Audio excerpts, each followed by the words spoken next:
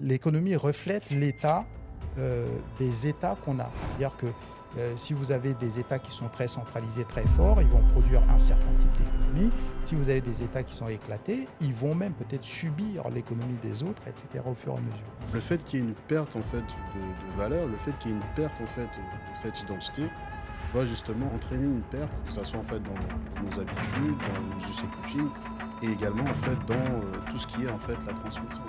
La transmission, c'est la mémoire. Et la mémoire, en fait, si elle est altérée, donc en fait, il y a un problème de transmission qui va aller même jusqu'à une certaine forme de destruction. Parce que si on est dans un réductionnisme juste à la couleur, on peut tomber dans des pièges. Parce que je peux dire des Tamouls, des Indiens qui sont exposés sous les mêmes lumières et les mêmes soleils, qui sont très noirs, parfois plus noirs qu'un Zoulou, qu'un Kossa, mais pourtant, ils ne sont pas totalement dans l'acception de l'identité négro-africaine.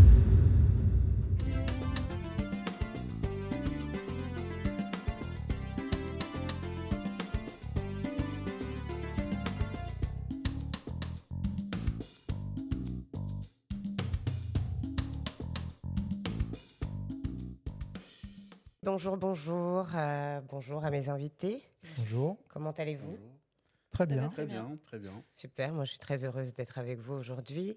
Donc c'est un podcast qui est de l'initiative de l'ENEA Club qui a pour but de finaliser la production et la diffusion de solutions permettant la mise en œuvre de soutiens techniques, financiers et structures au service de l'innovation et du développement durable en Afrique dans un esprit de solidarité participative. Je vais commencer avec toi, Takilanki. Bienvenue. D'accord, bienvenue, bonjour. Alors, tu es traditionnaliste philosophe. Oui. Tu as étudié les questions épistémologiques qui lient tradition et science, C'est ça. issues de formations scientifiques et philosophiques. Tu possèdes un master en probabilité et un autre en cours en épistémologie, C'est ça, sur et la théorie métaphysique. exactement, sur la théorie des causes de Aristote. Oh, C'est ça. c'est balèze ça. C'est balèze quand même. Merci à toi. Bonjour Ambre. Hello. Alors, je me permets de faire ta présentation, Je t'en puisque, prie. je vous le rappelle, nous n'avons qu'une heure. On va essayer d'être précis et concis dans la bienveillance.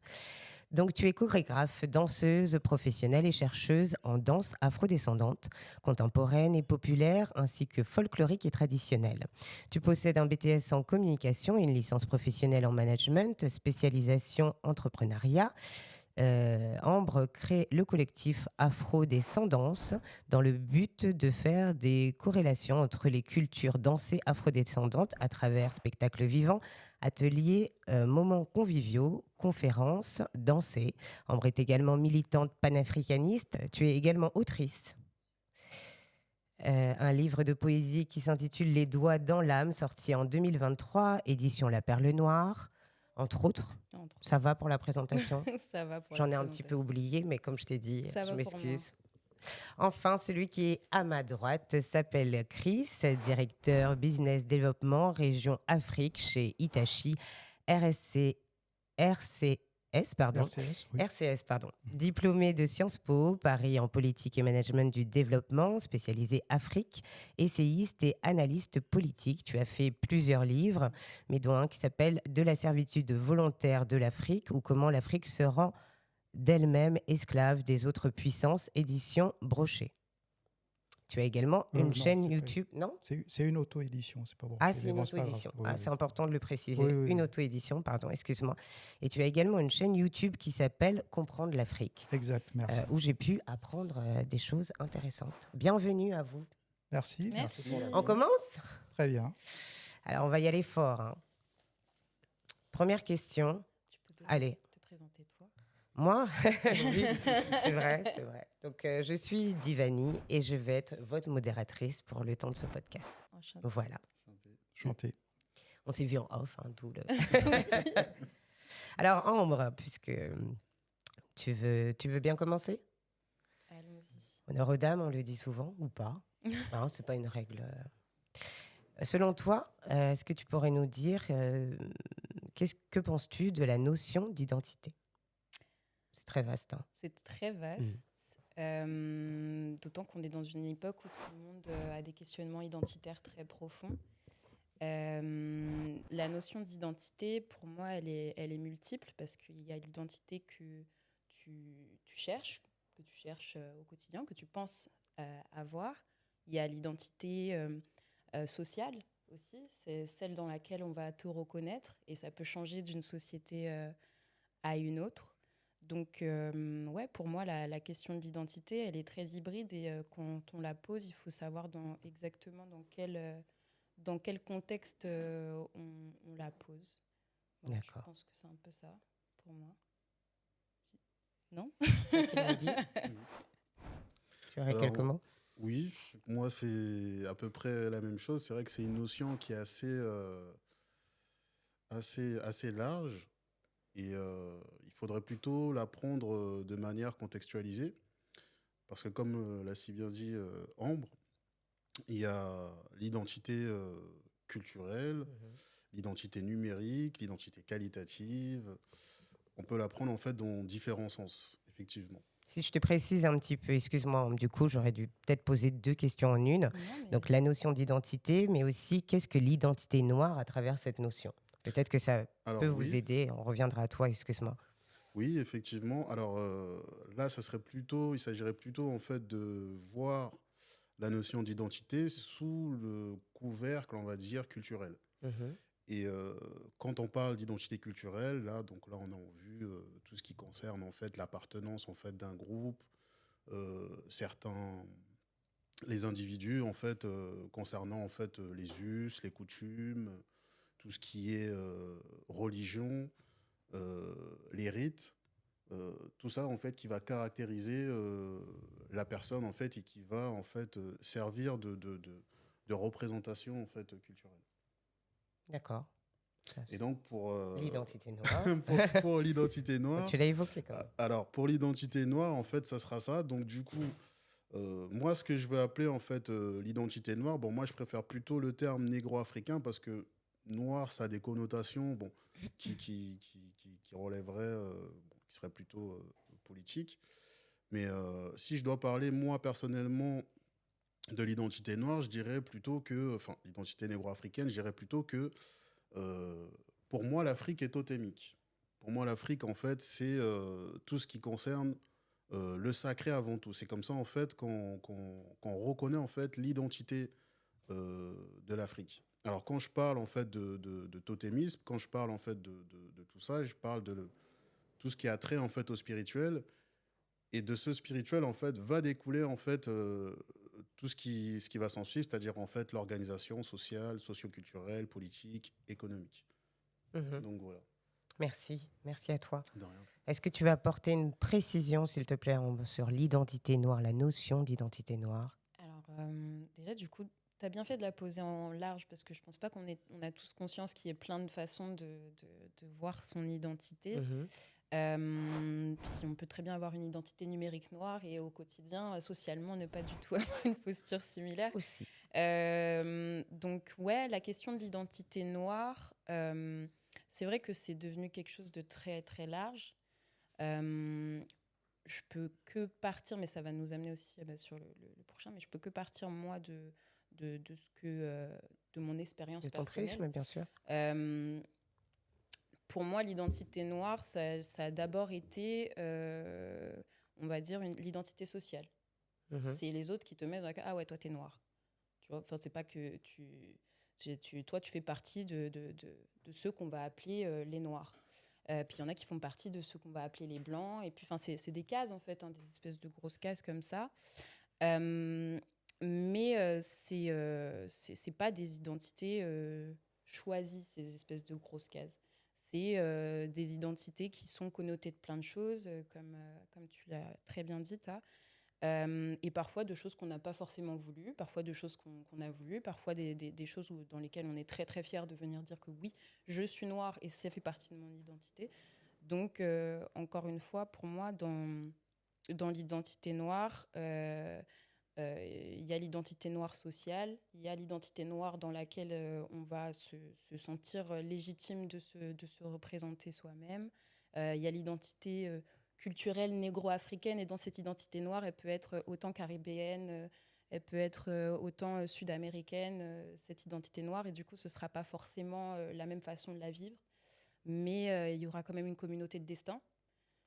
Donc ouais, qu'est-ce que l'identité noire? Encore une fois, c'est une espèce de grosse boîte avec plein de choses dedans pour moi. On va pouvoir étayer Le après. sujet. Je laisse quand même le droit de réponse à Christ. Oui, alors bien évidemment que c'est un vaste sujet, hein. Donc, si on veut faire court, si on le pose, cette question, si on la pose sous forme de qu'est-ce que c'est que l'identité de manière générale, ça va nous amener à quelque chose qui est à la fois saisissable et en même temps fugace. Parce qu'au moment où on pense saisir, après, ça fuit tout de suite, ça devient autre chose. Parce que, pourquoi je dis ça? Et la délimitation négro-africaine est déjà une précision qui est intéressante. Hein, c'est ce que TAA, par exemple, a fait.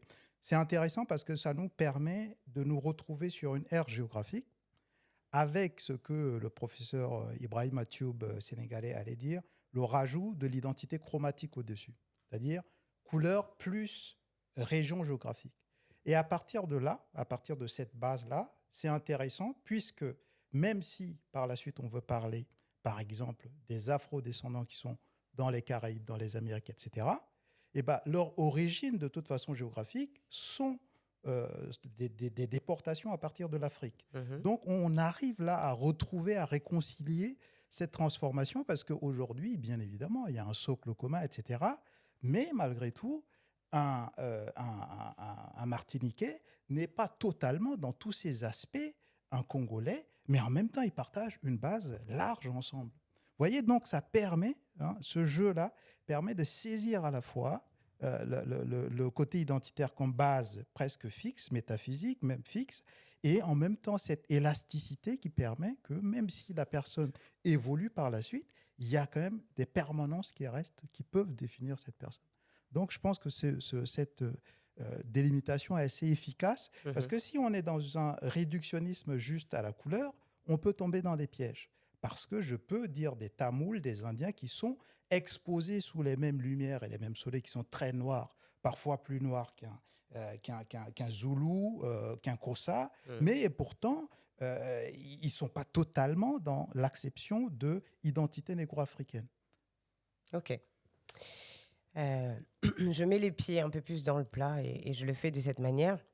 Dans certains débats, notamment en outre-Atlantique, mais ces sujets sont également évoqués ici, les métis ne sont pas toujours considérés comme des noirs ou faisant partie intégrante de la famille afro. Qu'en penses-tu, Chris? Alors, la question du métissage, il faut pour deux raisons. C'est-à-dire qu'il faut en même temps comprendre cette identité transformée par l'histoire, c'est-à-dire que c'est une certaine histoire qui va à un moment donné produire le métis en tant que rencontre.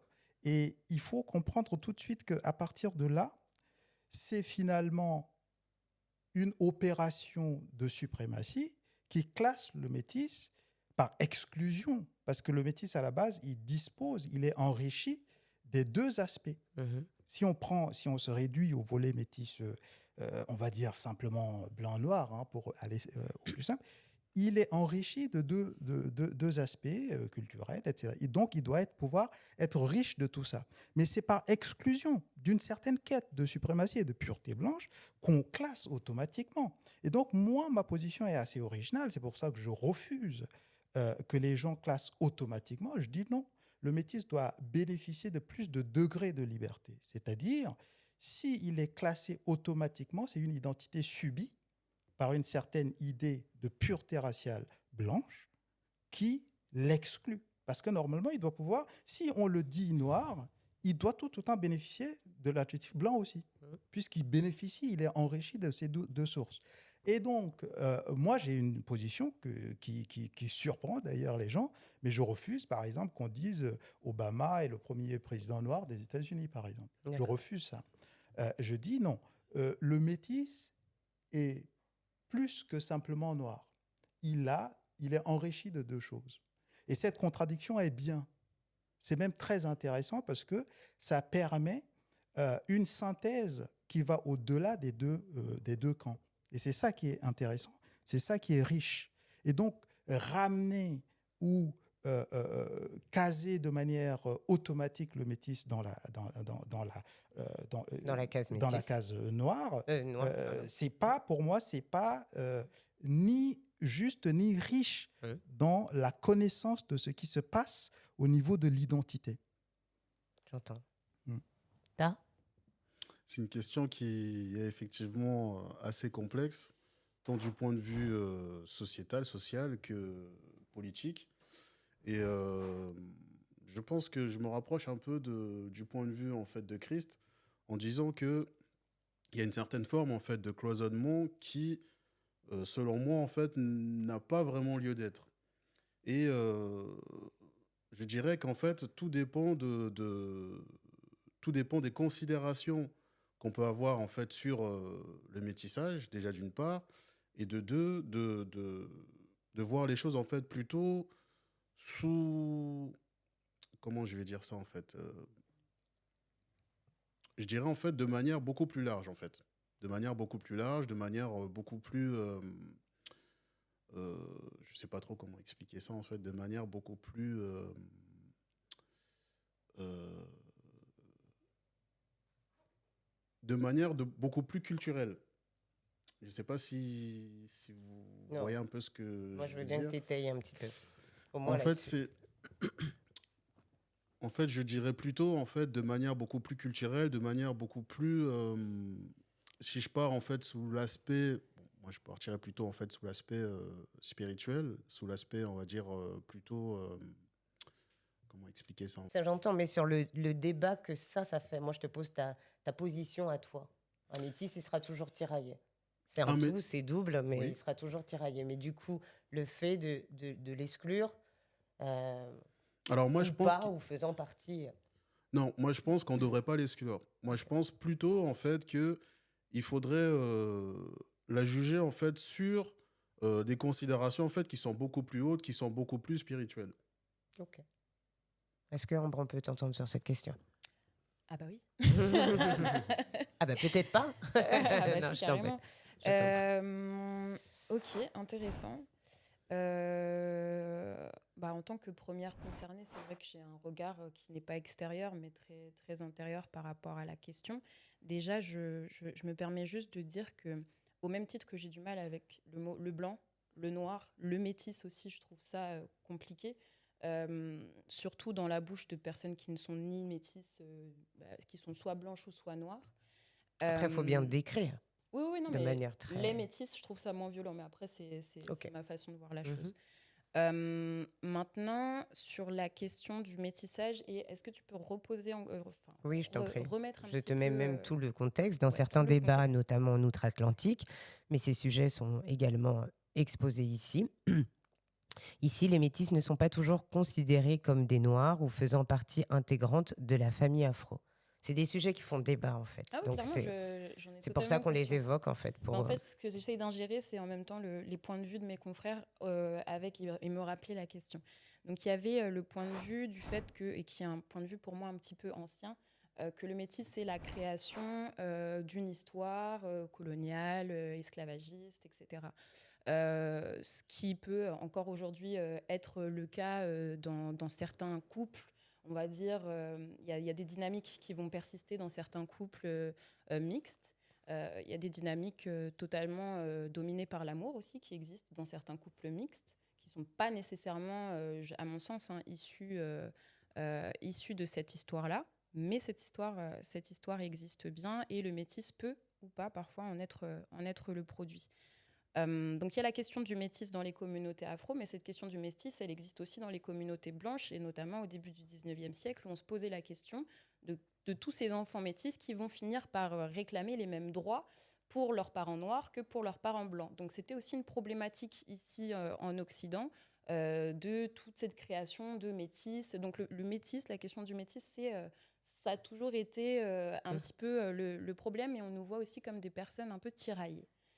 Personnellement, je me suis jamais sentie tiraillée par quoi que ce soit. Mes frères et sœurs aussi ne se sentent pas tiraillés par quoi que ce soit. Je rejoins ce que tu as dit, c'est-à-dire que c'est un peu du cas par cas, de comment on vit Métissage. notre On peut dire ça. métissage et notre double identité. Mhm. Et je pense que c'est un petit peu la même chose pour des personnes qui sont, je sais pas, issues d'autres types de métissage, Bien sûr. même si ça se voit pas nécessairement sur le visage. Mais quand tu as une double culture, bah, parfois tu peux être très très proche d'une des cultures et pas forcément de l'autre, et ne pas être reconnu comme faisant partie d'une des cultures dans laquelle tu t'exprimes le moins. Encore une fois, moi je le dis, j'ai vécu dans un milieu qui est socialement, dans un milieu très blanc, dans Mhm. les campagnes françaises, et j'étais socialement identifiée comme femme noire. Donc j'ai évolué avec le racisme, avec le même racisme que mes copines, le peu de copines noires que je pouvais avoir. On a vécu exactement les mêmes choses, les mêmes complexes sur les cheveux, les mêmes complexes sur la couleur de peau, on se sentait pas belle avant un certain âge, etc. Donc on a vécu des choses similaires.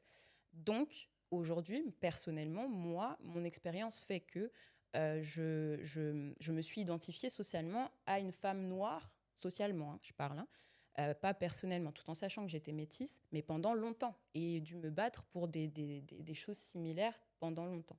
À la différence, j'ai des frères et sœurs qui, eux, ont nié totalement, dans un souci d'intégration aussi, ont nié totalement cette partie et ont évolué, et évoluent très très bien et se sentent très très bien avec, sans nier pour autant, j'ai dit nier, c'est pas nier, mais plutôt mis de côté, n'ont pas vécu une expérience noire à ce titre-là. Et ils se sentent très bien dans des milieux à évoluer socialement comme des personnes blanches. Donc je vous rejoins sur le fait que le prisme, c'est pas aux personnes noires de nous dire si oui ou non on fait partie de, ni aux personnes blanches de nous dire ouais mais toi t'es pas, parce que ça on nous le sort souvent, oui tu parles mais t'es pas, tu vois. Je pense que c'est au même titre qu'un noir qui serait noir de peau, qui aurait grandi dans une famille noire de peau, mais qui tous les jours se lève, s'habille comme un blanc, se pense comme un blanc, parle à ses amis comme un blanc, ou n'a que des amis blancs, etc. C'est vraiment du cas par cas, en fait. Le sujet est vaste, hein. Je Voilà. pense qu'il faudrait 1 heure pour juste cette C'est- question. Oui, mais, On est d'accord, hein. mais bon, en soi, je pense que c'était bien d'appuyer un petit peu le fait que, à mon sens, en tout cas, c'est vraiment cas par cas. Et pour toutes les personnes métisses que je connais, métisses ou noires, en fait, c'est pas la couleur qui va d'abord définir si oui ou non tu es dans telle case ou pas, quoi. Bien sûr, bien sûr. C'est mon point de vue.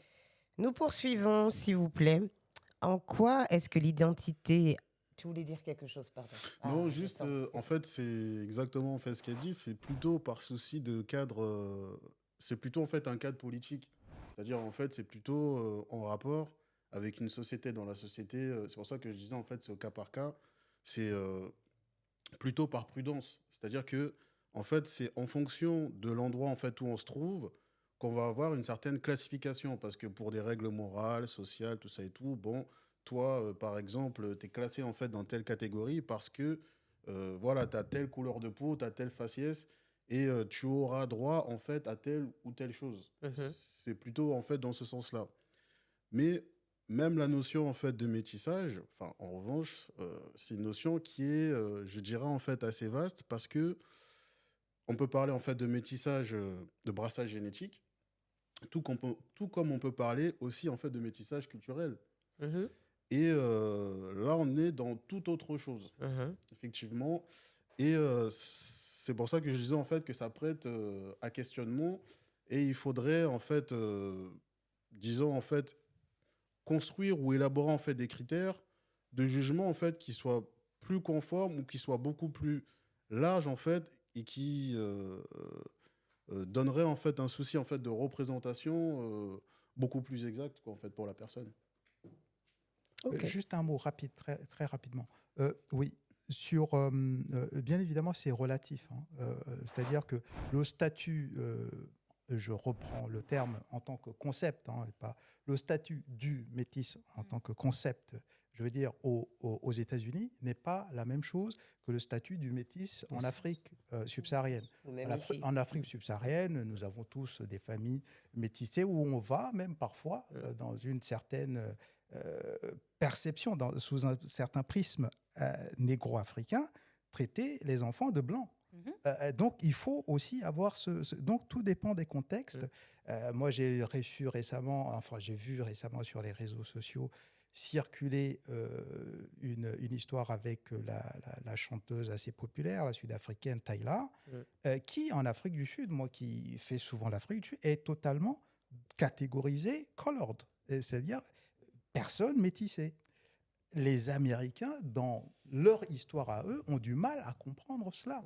Donc c'est pour ça qu'il faut donner des contextes régionaux qui vont avec, qui suivent ces différents. Et je peux rebondir. Je t'en prie. T'auras moins de temps pour la question suivante, mais il n'y a pas Désolée. de problème.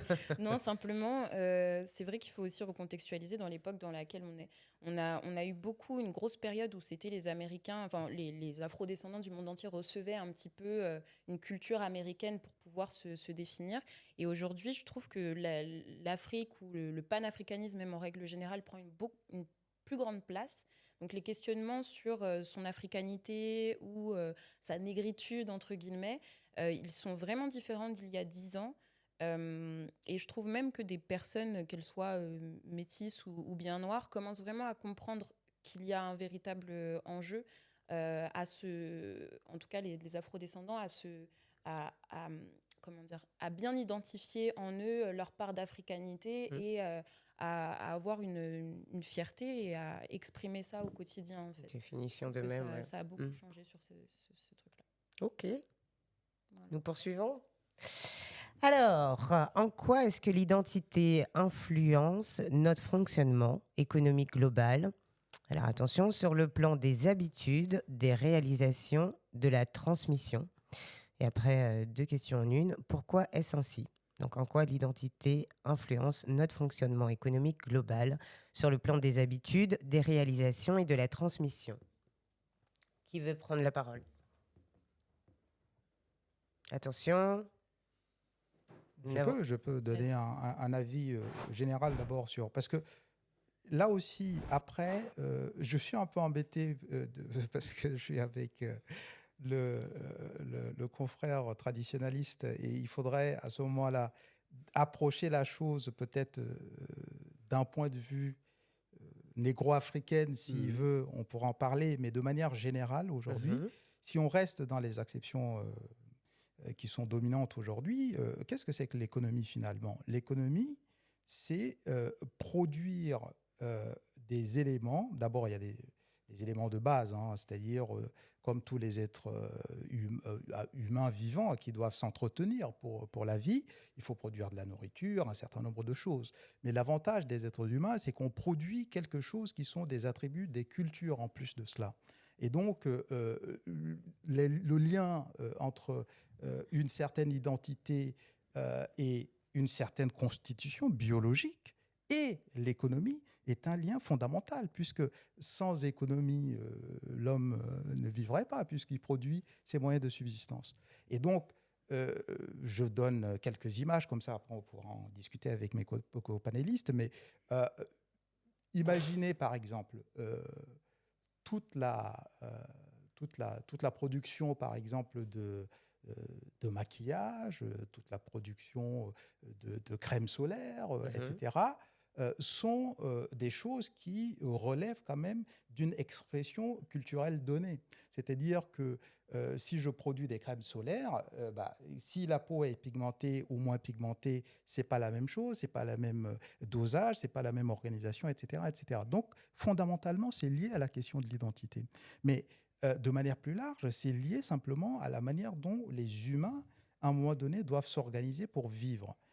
Et donc, si je suis de l'Afrique centrale et que mes habitudes culinaires, c'est de manger plutôt, j'ai tendance plutôt à manger le chikwang, à ce moment-là, je dois pouvoir produire en masse le chikwang.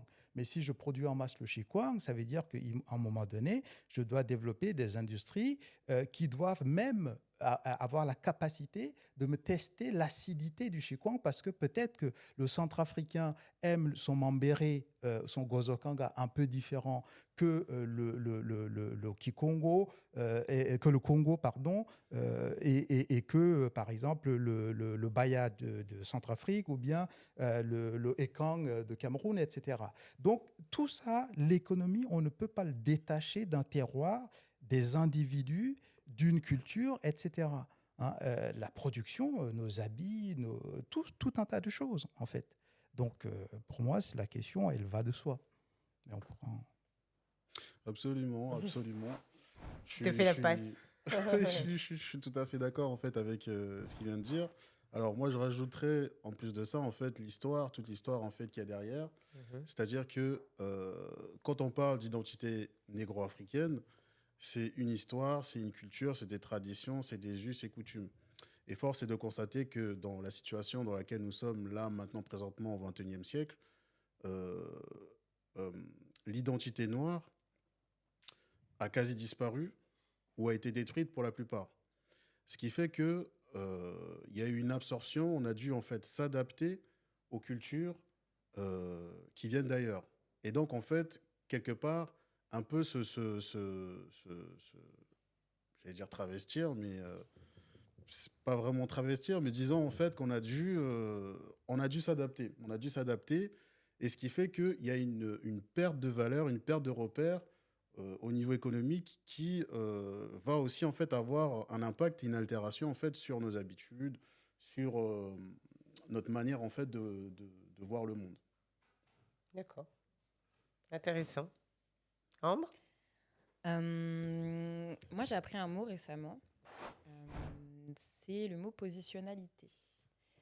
La positionnalité, c'est qu'est-ce qui, dans ce que je développe, dans ce que je produis, dans ce que j'écris, qu'est-ce qui émane de ma subjectivité. Ça veut dire, ben, quand on produit quelque chose, c'est toujours une part de nous. On y met toujours une part de nous, même si on essaye d'être le plus objectif possible. Il n'y a pas d'objectivité possible avec soi-même. Donc, on y met toujours quelque chose. Donc, forcément, dans ce qu'on a à produire, on essaye de répondre à un besoin ou à une envie qui soit identifiée soit à l'intérieur de nous, soit dans la communauté qu'on fréquente, ou soit dans les espaces sociaux qu'on fréquente, on essaye de répondre à quelque chose. Donc, la notion d'identité avec ce qui est produit, elle est toujours centrale, même si on essaye de la mettre le plus loin possible. Quand on fait, par exemple, de la communication ou du marketing, etc., on essaye de se concentrer sur le produit ou de toucher une cible toujours plus large. Finalement, tout le packaging, toute la façon dont on va marketer la chose, on définit toujours notre cible, mais ce qu'on va y mettre, ça va forcément attirer un certain type de personnes qui seront intéressées par ça. Très souvent, il se trouve que c'est des personnes qui ont un lien plus ou moins éloigné avec qui nous sommes ou avec l'énergie ou le spirit qu'on aura mis dans la production. Donc pour moi, c'est la production et l'identité, c'est deux choses qui sont... Tu peux pas produire si tu ne t'es pas identifié clairement, dans tous les cas, je pense. Et de ce qu'il en est de la transmission sur cette question? Alors ça va de soi, hein. Ça va de soi, effectivement. Tout à l'heure, en fait, je parlais d'altération justement en fait de cette identité noire, et le fait qu'il y ait une perte en fait de valeur, le fait qu'il y ait une perte en fait de cette identité, va justement en fait entraîner une perte, effectivement en fait que ça soit en fait dans nos habitudes, dans nos us et coutumes, et également en fait dans tout ce qui est en fait la transmission. La transmission, c'est la mémoire. Et la mémoire, en fait, si elle est altérée, donc en fait, il y a un problème de transmission qui va provoquer, en fait, qui va aller même jusqu'à une certaine forme de destruction. Littéralement, en fait, destruction, en fait, littéralement, de cette communauté, en fait, noire, négro-africaine.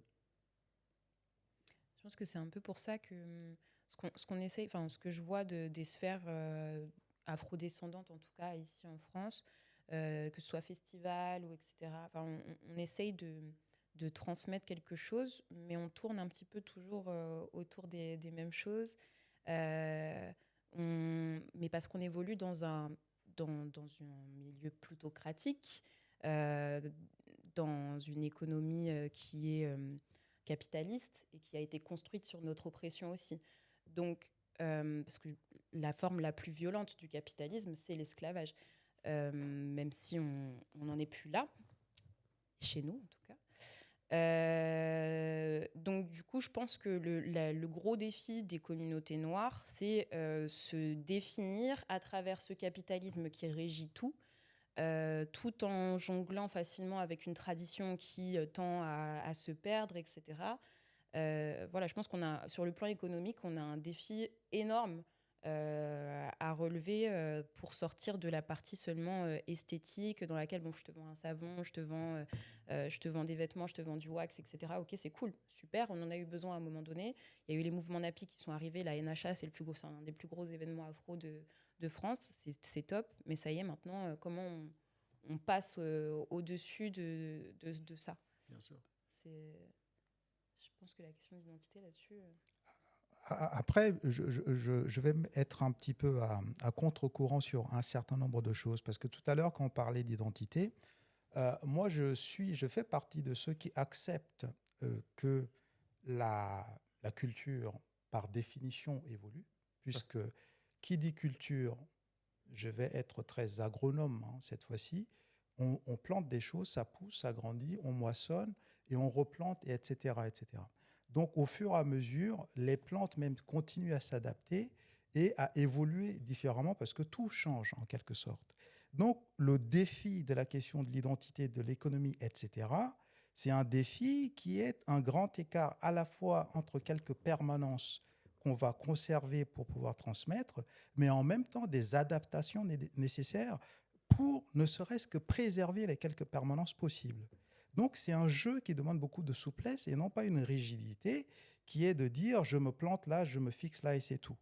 Et ça, c'est un vrai problème qui rend difficile la production économique dans la conception traditionnelle, parfois un peu trop figée, et ça pose des problèmes par la suite. Pourquoi ?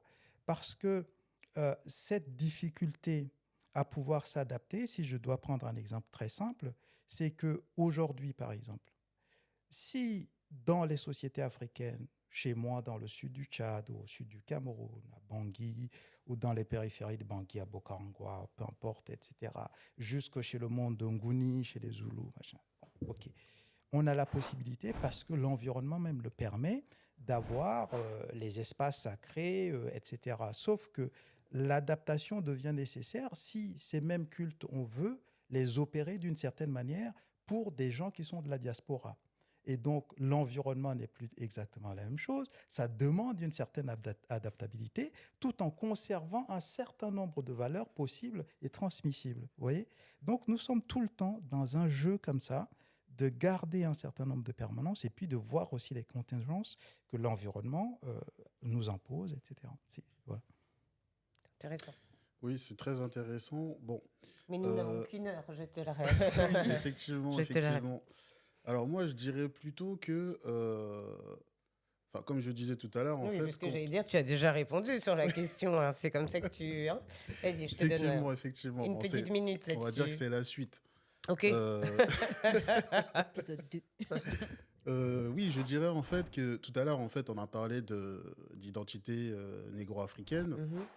Et j'ai parlé en fait de totémisme. J'ai parlé de totémisme, de puissance du sacré, de toutes ces choses-là.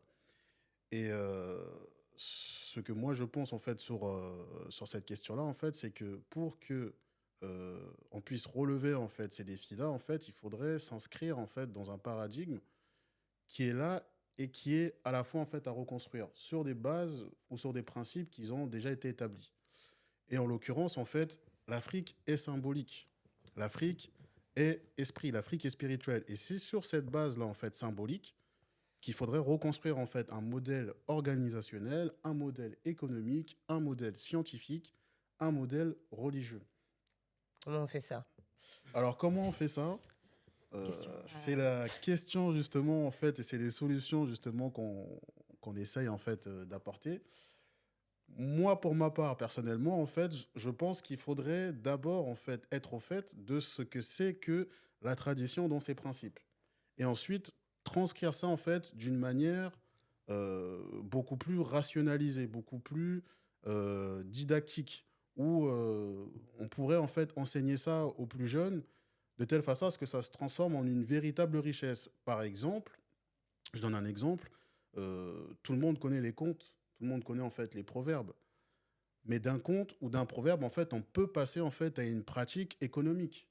Par exemple, d'un proverbe. Il y a des proverbes, par exemple, Qui existe d'ailleurs. voilà, qui existent déjà. En La fait, je peux cigale et prendre la fourmi, c'est il y la a un cigale. aspect économique Voilà. quand même. Ésope. Voilà, il y a un aspect économique, il y a un aspect aussi de prudence, de Mhm, vertu, mhm, de sagesse. mhm. Et on peut se servir en fait de ça comme base morale, comme base en fait économique, pour pouvoir en fait rebondir en fait sur les défis mondiaux. Ben, on a tenté compte alors, avec tous les tomes, pour tous les aspects. Oui. Alors c'est en cours, c'est en cours, Oh, c'est génial. C'est génial, nous avons une Oui. exclusivité. c'est en cours. Poursuivons.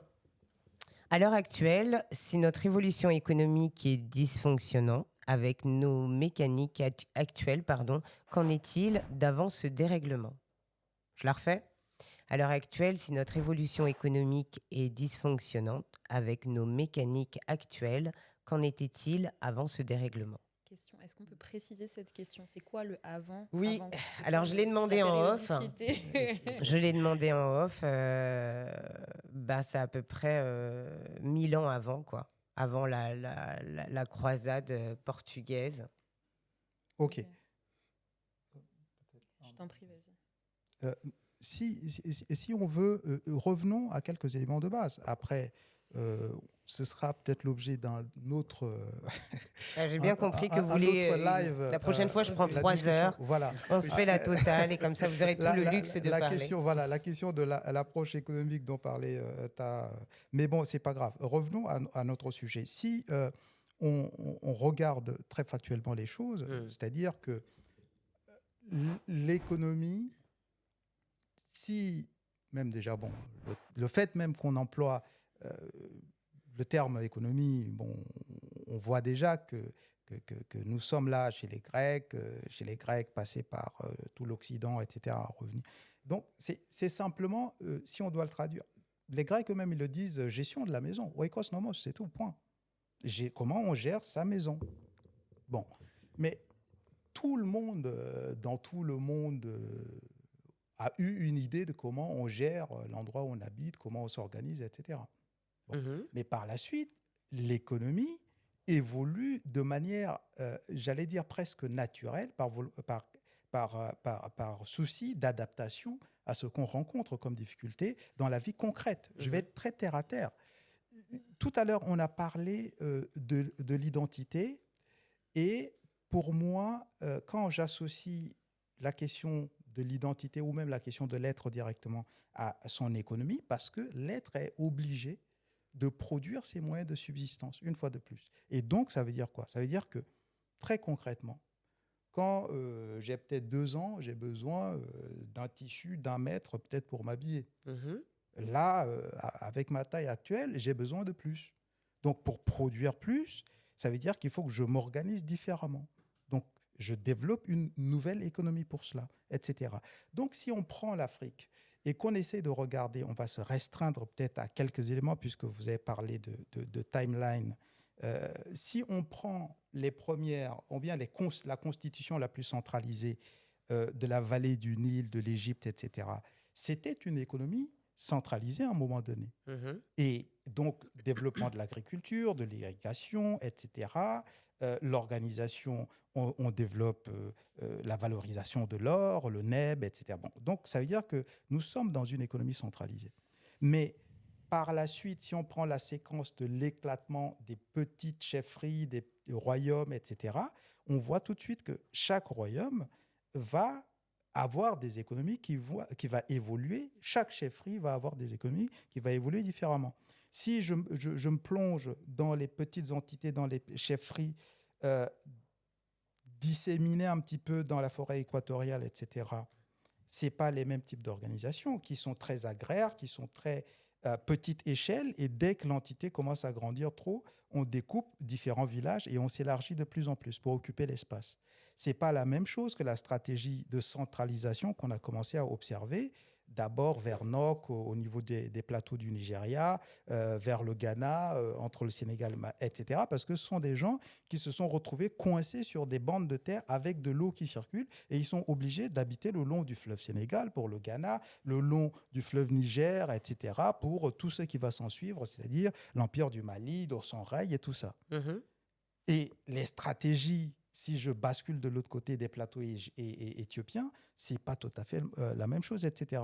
Donc vous voyez que très concrètement, euh, nous avons des bases qui sont assez adaptées à différentes localités, mais le temps faisant et les gens et l'environnement changeant, on doit pouvoir produire de l'économie adaptée à chaque endroit. Donc, l'économie aujourd'hui de l'Afrique, alors certes, ça va partager par des liens culturels, etc., beaucoup de choses avec toute la diaspora, mais je veux dire, ça ne va pas être exactement la même chose que l'économie que produira les Noirs américains. Il va falloir qu'eux inventent également quelque chose qui sera beaucoup plus, et ils le font d'ailleurs dans une grande mesure déjà même culturellement, etc. Mais euh, euh, dans le cadre de l'Afrique, il va falloir regarder aussi différents modes d'organisation, de production économique, etc., qui vont être plus adaptés aux environnements aussi. Donc, vous voyez, il y a tout ça qu'il faut regarder en même temps. Mais sinon, sur les grandes lignes, c'est il n'y a pas eu de, comment dire, il n'y a pas eu de miracle, si vous voulez. L'économie reflète l'état des États qu'on a. C'est-à-dire que si vous avez des États qui sont très centralisés, très forts, ils vont produire un certain type d'économie. Si vous avez des États qui sont éclatés, ils vont même peut-être subir l'économie des autres, etc., au fur et à mesure. Voilà, donc c'est ça la réalité. Donc de tout temps, il n'y a pas eu un avant où tout était homogène et il n'y a pas eu un après où tout devient dysfonctionnel. C'est juste le reflet des différents États et de leur capacité, leur force au moment donné. Tu es d'accord? Je suis assez d'accord sur le fait qu'on idéalise énormément l'Afrique postcoloniale. Précolonial. Pardon, précoloniale, merci. Ah oui, pardon.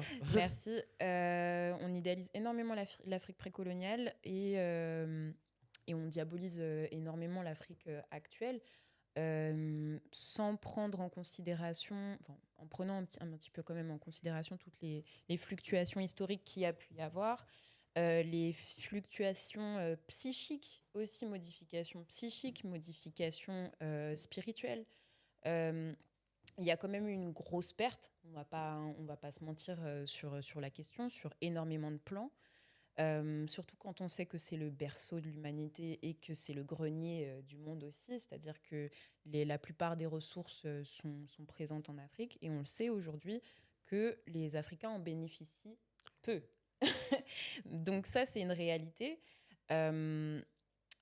Mais je pense aussi qu'à l'époque, je ne suis pas forcément une grosse spécialiste, mais de ce que je sais, on produisait ce qu'on consommait la plupart du temps. Et puis, il y avait une partie qui était destinée au commerce entre chefferies, etc. Si on parle de l'avant-arrivée des Portugais, on était déjà dans une Afrique sous invasion arabo-musulmane, etc. Il me semble que les Maures avaient aussi envahi le sud de l'Europe. Il y avait une économie aussi très, très fructueuse entre la Grèce antique et l'Égypte antique. Il y a énormément de choses qui se sont faites aussi sur ces périodes-là. Donc, il y a eu plein de périodes, mais tout n'est pas homogène. Et la question d'aujourd'hui, c'est pas toujours de regarder en arrière et de se dire on a beaucoup perdu et comment on fait pour tout récupérer. Mais aujourd'hui, on est obligé de dealer avec des choses sur lesquelles on n'était pas nécessairement obligé de dealer, je pense, il y a 1000 ans. C'est la prédation internationale. La prédation internationale dans le sens où, oui, aujourd'hui, on a les Asiatiques, on a les Américains, on a les Libanais, tout le monde veut son petit bout. Et beaucoup ont rejoint la table de la conférence de Berlin, j'ai l'impression, à mon sens. Mais donc du coup, comment dealer avec ça? Comment produire ce qu'on consomme? Comment faire face aussi aux enjeux environnementaux? Parce qu'on nous demande aussi en Afrique d'être dans une nouvelle économie, de révolutionner l'économie et en même temps de répondre à des normes écologiques là où d'autres pays plus sous-entendus développés ne répondent pas forcément à ces normes. Donc je pense qu'il y a un véritable enjeu à penser l'économie africaine moi, je suis artiste, donc je ne pense pas à l'économie africaine, mais ce que j'essaye de faire, c'est de donner des outils pour pouvoir se déconstruire sur certaines choses, se déconstruire sur son approche de la culture. On nous a fait croire pendant longtemps que notre culture était naïve. Donc comment... et en fait, quand tu comprends qu'il y a une véritable profondeur, tu comprends qu'il y a des choses, qu'il y a des graines à semer chez certaines personnes. Et peut-être que si lui comprend que sa culture finalement n'est pas naïve, quelqu'un qui ne voyait pas l'Afrique comme un lieu sur lequel il pouvait développer une économie durable, peut-être va se reposer des questions là-dessus. Moi, en tout cas, c'est là-dessus que j'essaye de jouer mes cartes à moi. Voilà. Merci Ambre. Est-ce qu'on peut avoir ton point de vue sur la question, s'il te Oui, plaît? alors je reviens, je reviens, oui, sur ce qu'a dit Ambre tout à l'heure, et je rajouterais en plus que, bon, j'ai parlé en fait tout à l'heure de symbolisme, et je pense que, à la différence de maintenant, si comme on dit, en fait, on remonte 1000 ans en avant, euh, ce symbolisme était très présent. Cette spiritualité, en fait, était très présente. Et en Afrique, de manière générale, en fait, c'est la spiritualité, en fait, qui euh, coordonne tout l'espace. Mhm. L'environnement, le mode d'organisation, en fait, sociale, la politique, les sphères religieuses, évidemment, les rites. Une personne, en fait, euh, disons un individu ou un groupe de personnes euh, qui étaient en fait dans cette sphère-là, en fait, avait une vie qui était bien réglementée depuis la naissance, peut-être même du ventre en fait de la maman jusqu'à sa mort.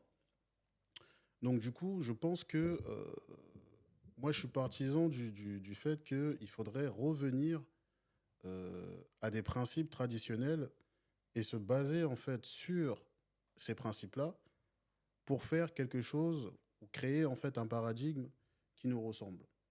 Et qui seront dans tes comptes. Bah oui, du coup. Du coup. Écoutez, il nous reste des petites minutes. J'en ai une dernière pour vous. Aussi, que faut-il donc faire pour revenir à un fonctionnement global, harmonieux et dynamique? Tu l'as dit en partie. Effectivement, j'ai anticipé justement en fait sur la dernière question. Alors, dans la question précédente, en fait, on a parlé d'habitude, de transmission, de toutes C'est ces ça. choses-là. C'est ça. Et en fait, pour nous autres, en fait, l'enjeu et le défi, ça serait de s'instruire et d'instruire en fait les jeunes générations.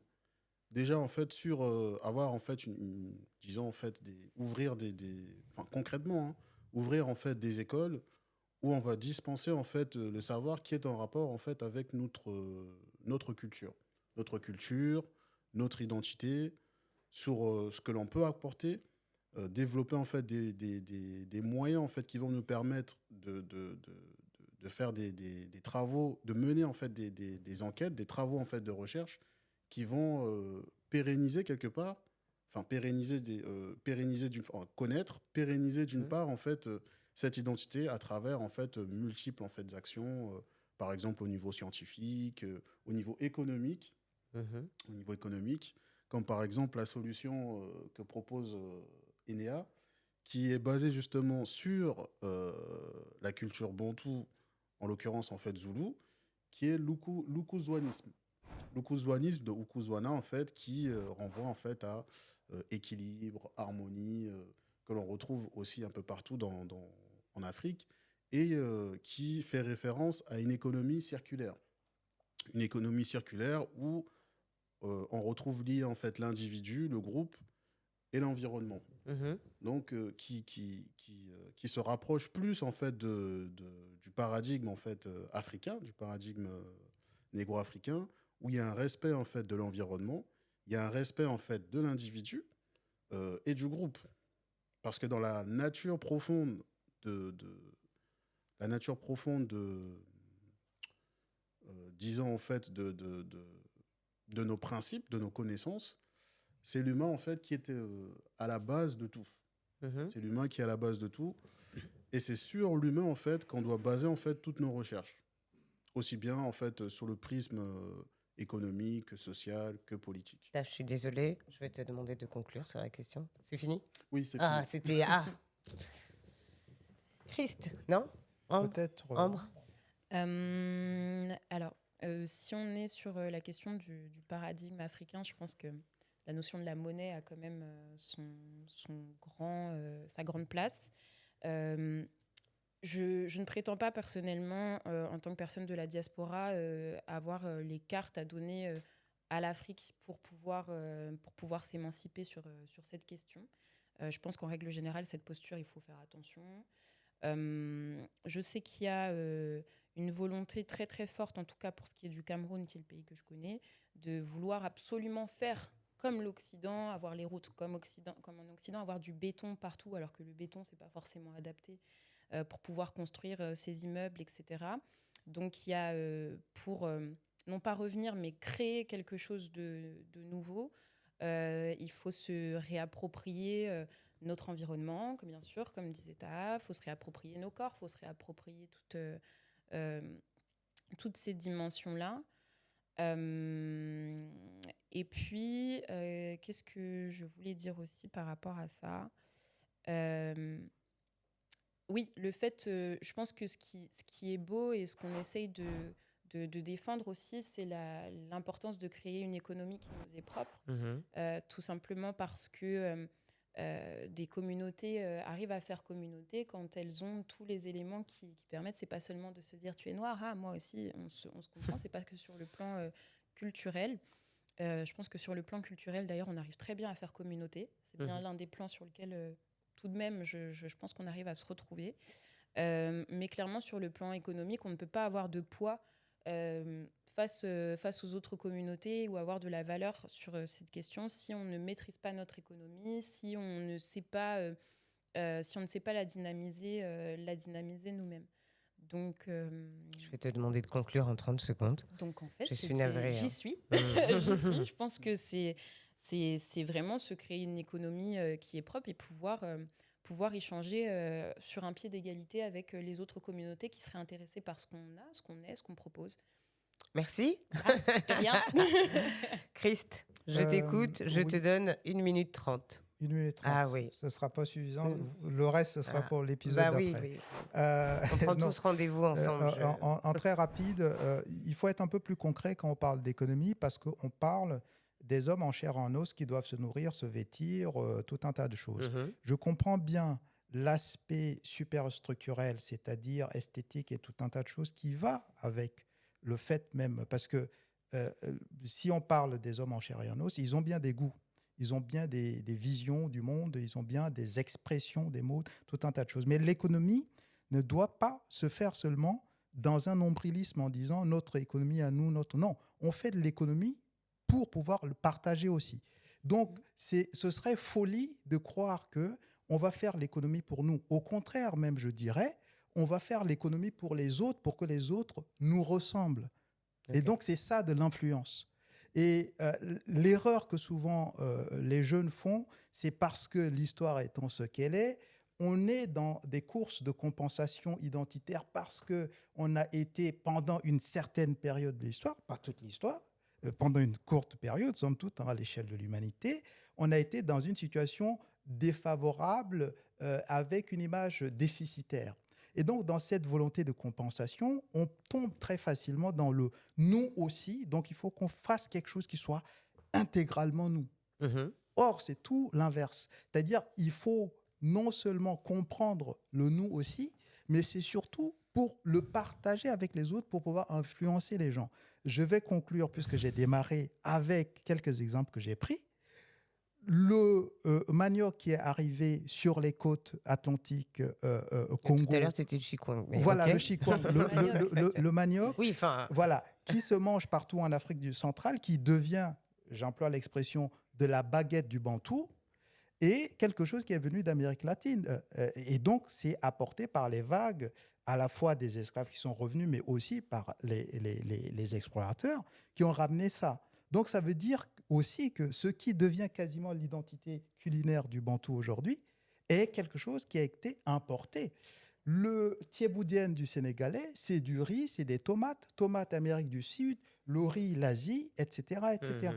Donc, vous voyez bien que l'identité évolue et s'est adaptée à des choses, mais le fait que finalement, d'autres ont pu, par la voie économique, donner, parce qu'aujourd'hui, si tu vas au Cameroun et que tu demandes aux gens, on va arrêter tous de boire du champagne. C'est Les deux Camerounais, spaghettis au Cameroun. voilà, les Camerounais, ils vont manifester. Donc, ça veut dire quoi? On doit penser l'économie dans le sens de le partager. Si Snoop Dogg va faire des concerts en Russie, les gens peuvent être aussi racistes qu'ils veulent, mais ils remplissent des stades pour Snoop Dogg. C'est l'exportation d'une certaine expression culturelle afro-américaine. Donc, l'économie ne doit pas être faite dans une vision déficitaire de son image pour le garder pour soi, pour s'opposer aux autres. Ça doit être un instrument de conquête et de diffusion de sa vision du monde envers les autres. Merci Chris. C'est très bien conclu. Hein. Tu nous as amené... c'est une belle conclusion. Je vous remercie. Je vous ai trouvé très discipliné, très à l'écoute, des très bons élèves que j'ai eus sur le plateau aujourd'hui. Donc je vous remercie. Je tâcherai de demander à la production une autre session avec minimum 2 heures, ça je vous le garantis.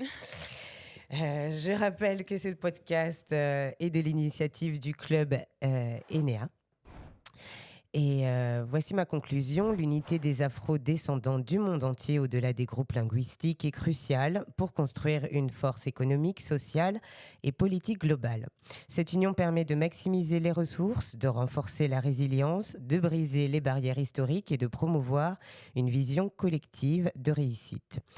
À ce titre, le club ENEA est partenaire de l'initiative qui vont dans ce sens, qu'est l'incubateur The New Pan-African World, et vous propose de le rejoindre dans un événement de réflexion dont le lien se trouve dans la description en dessous, là, juste là. Je vous remercie, je suis Divani, merci d'avoir pris part à cet échange. Merci beaucoup Divani beaucoup. et merci Enea. Merci Enea. Merci Enea. Au revoir.